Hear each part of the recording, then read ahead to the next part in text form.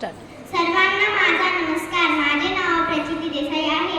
आज मी तुम्हाला शिवाजी महाराजांविषयी 2 शब्द बोलणार आहे. तुम्ही हे शांत चित्तेने ऐकून घ्यावे ही माझी नम्र विनंती आहे. छत्रपती शिवाजी राजा असा एकच होऊन गेला. छत्रपती शिवाजी राजा असा एकच होऊन गेला. इतिहासाच्या पानामध्ये नाव आपले कोरून गेला.